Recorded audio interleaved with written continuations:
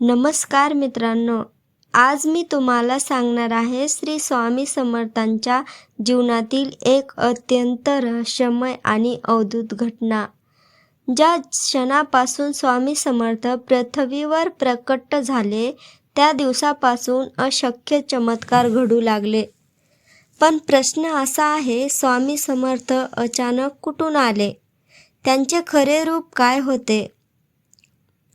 आज आपण पाहणार आहोत श्री स्वामी समर्थ लीला अमृत अध्याय पहिला. खूप वर्षापूर्वी भारतात एक दिव्य घटना घडली. अक्कलकोट परिसरात अचानक एक तेजस्वी पुरुष दिसू लागले. त्यांचा चेहरा अत्यंत शांत होता. डोळ्यात विलक्षण तेज होते आणि त्यांच्या भोवती एक अद्भुत आकर्षण जाणवत होते. लोक त्यांच्याकडे आश्चर्याने पाहत होते. काहींना वाटले हा साधा साधू आहे, तर काहींना वाटले हा एखादा महान योगी आहे.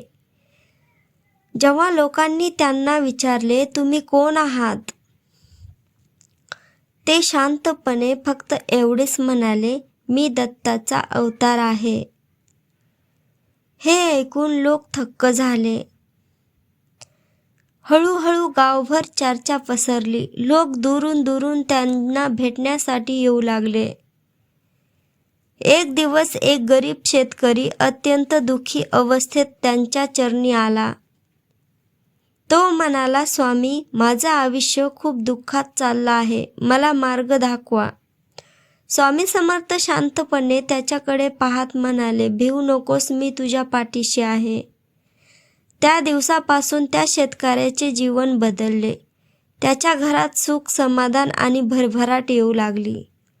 लोकांना तेव्हा समजले, हा साधा मनुष्य नाही, हा खरोखरच दत्ताचा अवतार आहे. आणि अशा प्रकारे अक्कलकोटमध्ये सुरू झाला स्वामी समर्थांचा चमत्काराचा दिव्य प्रवास. मित्रांनो, पुढील भागात आपण पाहणार आहोत स्वामी समर्थ अक्कलकोटमध्ये कसे स्थिर झाले आणि त्यांचा पहिला मोठा चमत्कार कसा घडला.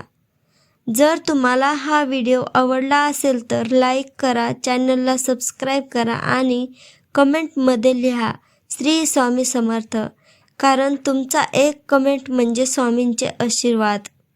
धन्यवाद.